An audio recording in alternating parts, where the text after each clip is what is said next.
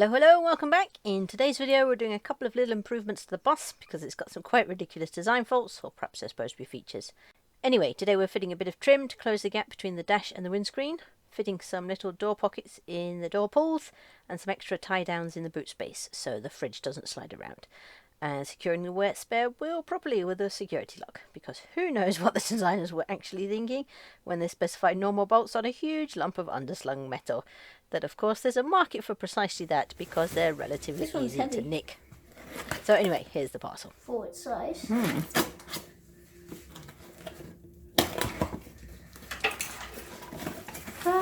More packing foam.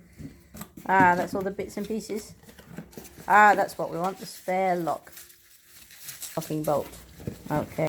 It's a piece of foam. All right, nice. More foam. Okay, there's our front seal.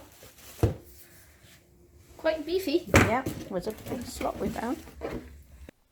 Actually, the first job is installing a dash cam.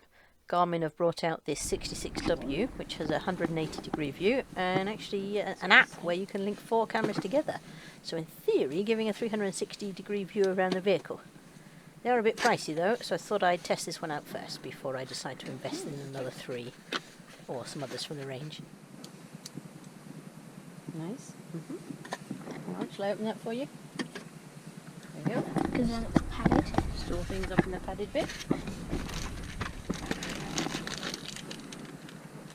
Big cable, yep.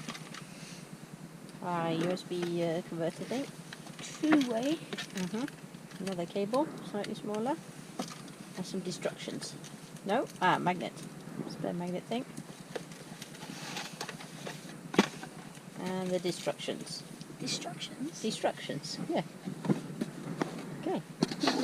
Dashcam, because it's amazing how when you're towing a little white box along, as many of you will know of course, at quite a reasonable speed, it seems to bring out the worst in other people, especially those desperate to leave a junction 2 seconds earlier than they would have done if they were following you.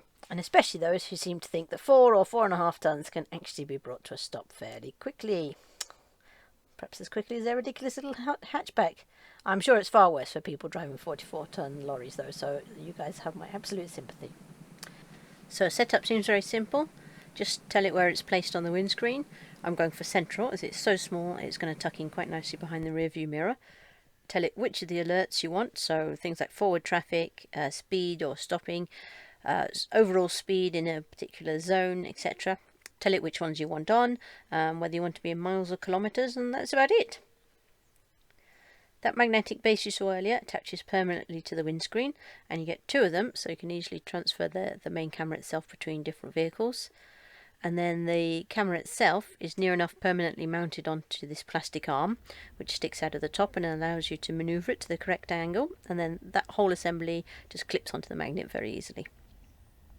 Probably best to play about with positioning though before you attach the magnet to the screen, because it's got a very wide 180-degree angle on this one, so you can find you're getting pillars and bits of shading at the top of the windscreen if you're not careful, so think about that alignment. One thing I noticed while I was up here looking at where I might put the cabling in the future is actually how poor the finishing is here where the headlining meets the windscreen. It's probably okay on a work van, but this is supposed to be the top of the range person carrier, supposedly competing with luxury SUVs, so not really good enough on this type of vehicle. Anyway, next to install the app. These things connect directly to each other, so the dashcam can get all of the latest software updates, and then the phone can control the dashcam and you can review your footage here. If you've got multiple of these cameras from the same range, if you've got them around the vehicle, all the footage can be linked here in the app.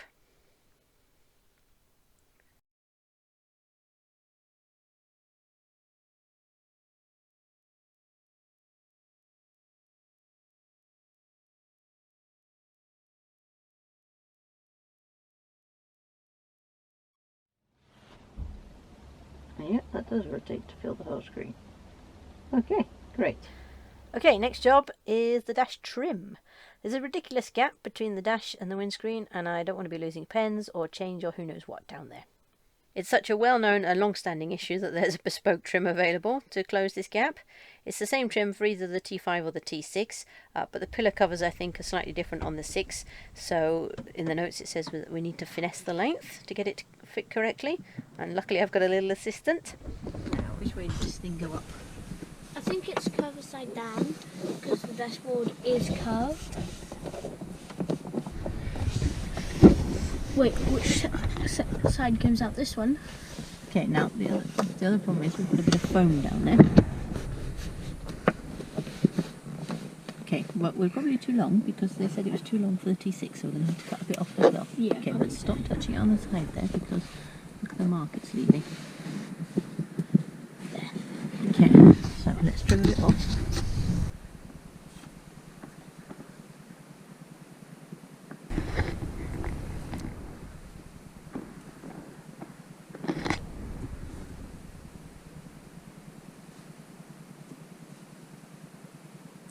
Got it?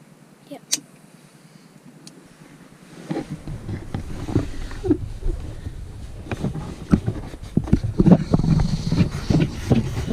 Let's get on the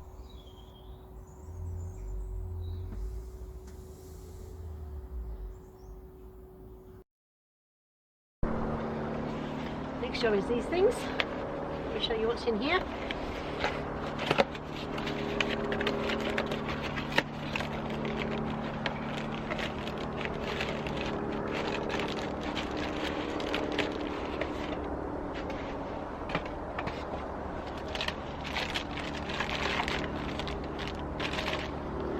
Little pockets.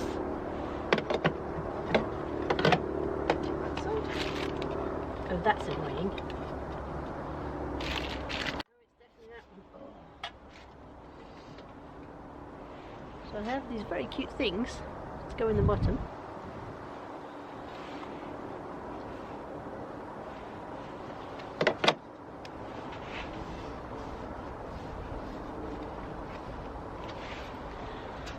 Convinced fitting is the best. Come and have a closer look. So these things make the handle space, which is otherwise just wasted space, into a little storage pocket, which is great for, I don't know, mobile phones or pennies if you're on a toll motorway. So that's fab. They don't fit perfectly. They sit a little bit proud. I would have liked them to have sat down just ever so slightly better and tidier. And the foam pad that's on the back is far too deep, so it looks a little bit untidy. So I'll try and ease that off, make sure it's in the right place but not showing out underneath to make it a little bit tidier. Next job is some tie downs.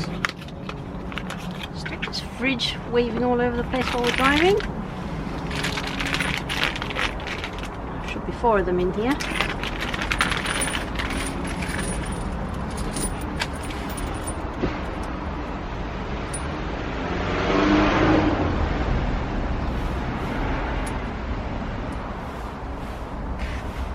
Tops, 4 rubber washers and 4 T-pieces.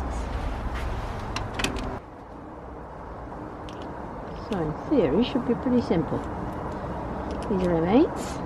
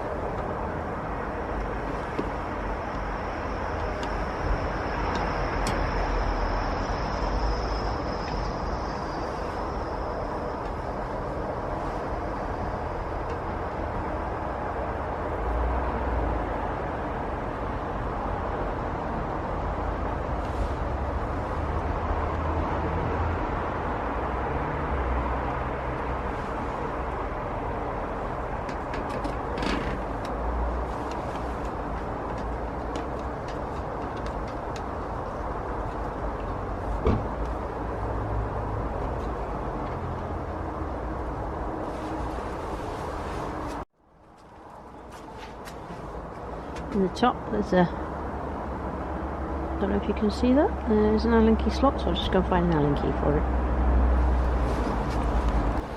The Allen key found, that should help the manoeuvring.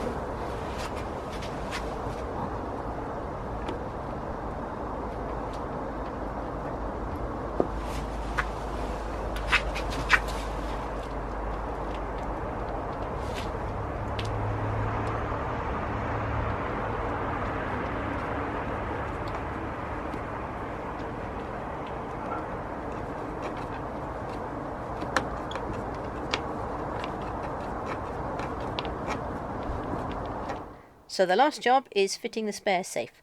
I don't think it's giving away any top secret info to say that underslung spare wheels are very vulnerable, and astonishingly many manufacturers don't seem to fit locking bolts here. So all a thief needs is a few moments and a wrench, and they're off with your lump of metal. A locking bolt would of course help, but they're not so tricky to saw through, especially given the large gap here. So I've gone for a spare safe that puts even more metal into the gap, closing it up a bit more and thus making it a bit harder to saw through. And it's also got a locking bolt as part of the pack. I have though had to rope in Dad on a mission with his impact driver though, which is far beefier than mine.